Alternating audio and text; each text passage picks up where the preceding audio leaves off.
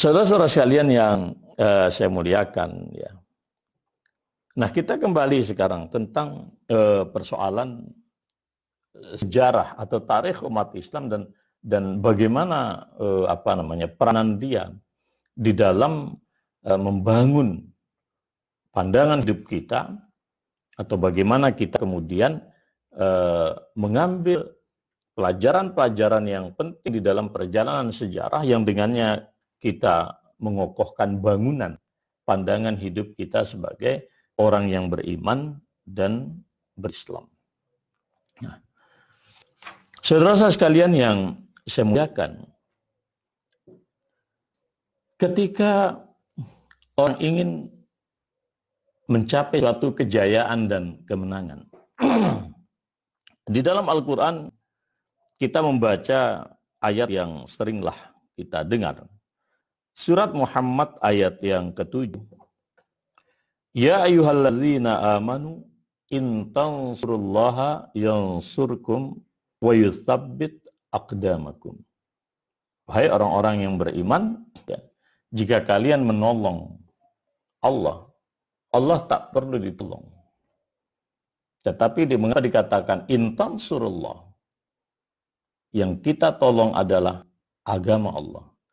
Maka Allah pasti menolong kalian dan pasti mengokohkan pendirian tapak kaki perjuangan kalian. Ini kata Allah Subhanahu wa Ta'ala. Sehingga para ulama kita mengatakan, kalau kita ingin mencapai suatu kejayaan, maka kapital yang paling pokok, ya, modal yang paling pokok itu adalah al-iman al-hakiki. Keimanan yang hakiki. Keimanan yang hakiki. Dan apa itu keimanan, saya kira saya sudah jelaskan di dalam tadabbur petang kita. Oleh karena itu, saudara sekalian, ketika Nabiullah Isa alaihissalam berdakwah, ya, dan kemudian mengatakan pada orang-orang terdekat beliau, wa idz qala Isa bin Maryam lil hawariyin man ansari ilallah. Qala al-hawariyuna nahnu ansarullah. Ya. Beliau berkata kepada orang-orang dekatnya, orang-orang hawariyun, siapa, ya, penolongku di dalam perjuangan menuju Allah ini? Jawaban kaumnya adalah nahnu ansarullah. Kami adalah penolong-penolong Allah. Ada tuh pesan moral, saudara sekalian. Nabi Isa di awal statementnya alaihissalam mengatakan, siapa penolongku? Penolongku, kata beliau. Tetapi jawabannya adalah, mestinya kalau dalam bahasa kita secara literal, nahnu ansaruka, kamilah penolong-penolongmu wahai Isa dalam perjuangan menuju Allah. Tetapi ternyata pengikutnya Nabi Isa mengatakan nahnu ansarullah. Artinya apa?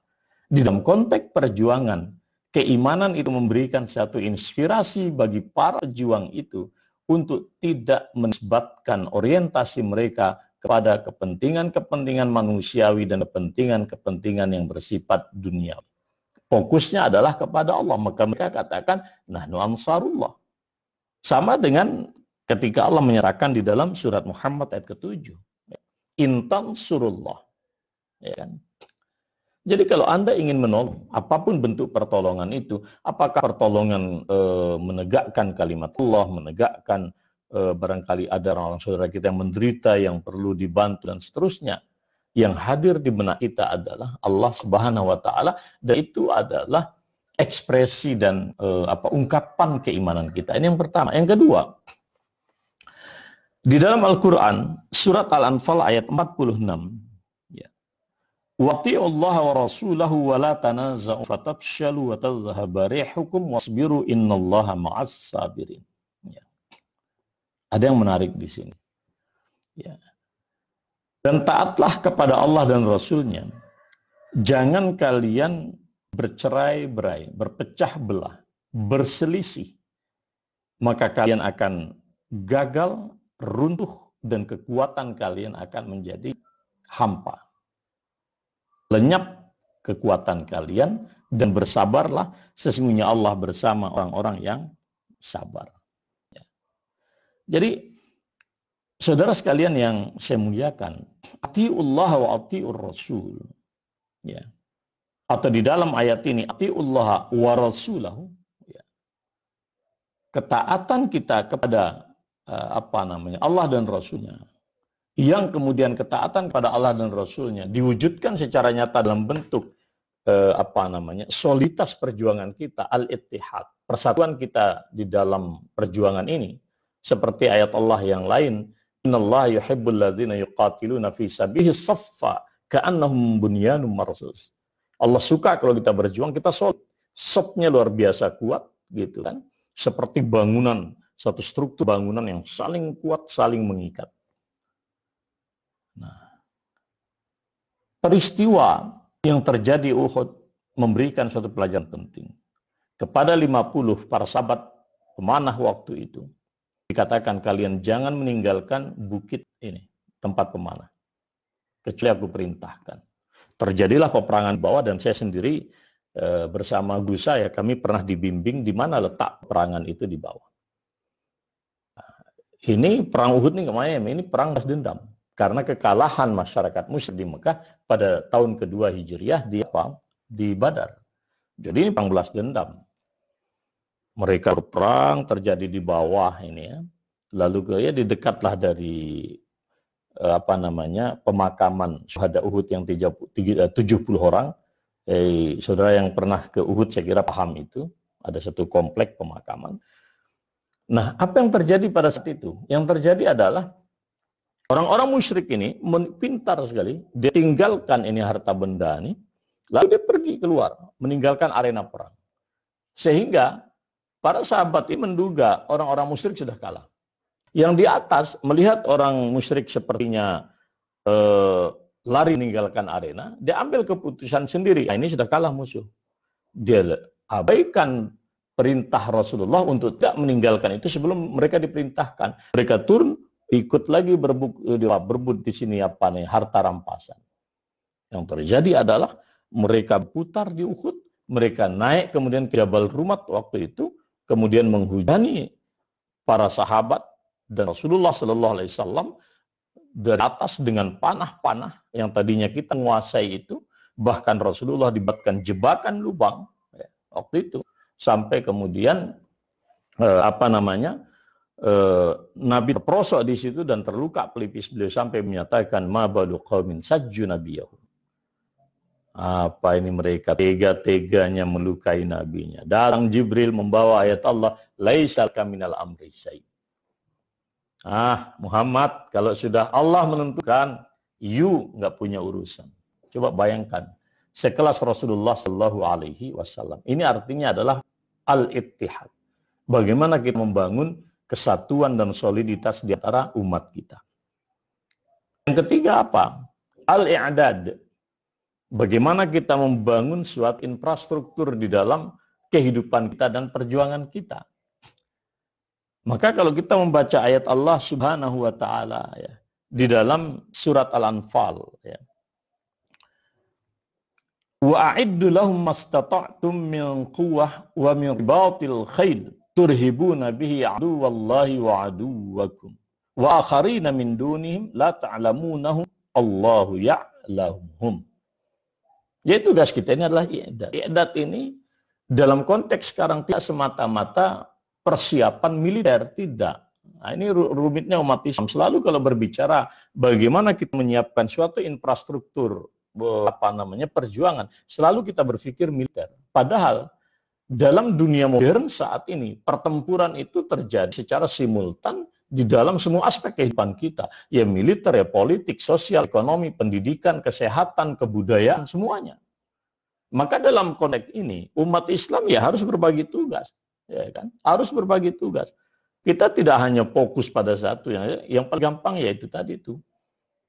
Apa yang disebut dengan yang kegiatan-kegiatan fisik misalnya. Padahal infrastruktur perjuangan ini bukan hanya persoalan militer. Ya kan? Kalau perjuangan ini hanya persoalan militer, saya kira kita nggak akan pernah menang di dalam sejarah perjuangan Republik Indonesia misalnya. Lihat bagaimana Bung Tomo. Kalau aku tidak mengenal kalimat takbir, aku tidak tahu bagaimana aku menyatukan ya, para pemuda ketika itu. Jenderal Sudirman ketika berbagi tugas dengan Pak Karno, ya, waktu itu Pak Karno fokus di diplomasi, Pak Dirman minta keluar masuk ke dalam hutan. Kenapa? Kalimatut tauhid. Dan beliau dikenal tidak putus berwudu dan apalagi sholat. Al-Quran beliau selalu bersamai. Ini yang saya katakan, jadi ini penting sekali. Bukan hanya kita berbicara infrastruktur yang sifatnya itu adalah fisik, tapi semuanya. Ya pendidikan, kebudayaan, kesehatan, lihatlah sekarang. COVID-19 membuat kita agak, mohon maaf, saya katakan, ya agak kacau dikit lah kita ini. Mengapa? Kita tidak siap. Bahkan kita ceroboh di awal permasalahan ini, kita tidak kena. Kita begitu confident, begitu pede mengatakan virus ini tidak akan mengenai kita Indonesia, kita adalah negara tropis, bla bla bla dan seterusnya. Apa yang terjadi sekarang? Sampai hari ini kurvanya belum turun. Masyarakat kita tidak siap, para pemimpin kita juga tidak kalah bingungnya di dalam mengambil keputusan. Maka iqdat ini penting. Dan satu lagi saudara sekalian yang saya muliakan, at-tawakkul Allah. Tawakal kepada Allah ini penting. Mengapa? Oke lah, ya. Keimanan kita, yes, ya. Lalu kemudian soliditas kita bagus, persatuan kita bagus, infrastruktur kita bagus. Tapi ada rasa sombong di hati kita. Kita tidak tawakal kepada Allah, bubar. Apa contohnya? Perang Hunain. Hunain ketiga itu mobilisasi pasukan yang sangat dahsyat terjadi. Wah, nggak mungkin lah ada sahabat, nggak mungkin kalah ini Hunain ini. Tapi apa yang terjadi? Allah kemudian mengabadikan kisah itu. Laqad nasarakumullahu fi mawatin katsira. Dalam banyak perangan kita dibantu oleh Allah Subhanahu wa taala. Wa yauma Hunain idz a'jabatkum kathratukum. Pada hari Hunain kalian ujub, kalian gede rasa, kalian merasa ceroboh, confident, ya. Percaya diri yang berlebihan. Ya, itu kata Allah Subhanahu wa taala. Apa yang terjadi? Alam tughni ankum syai'a. Kuantitas dan bala tentara pasukan yang kalian pikirkan sanggup memenangkan perjuangan, enggak dapat apa-apa kalian dan kalah kita. Ini yang dikatakan oleh Allah Subhanahu wa taala tentang Hunain.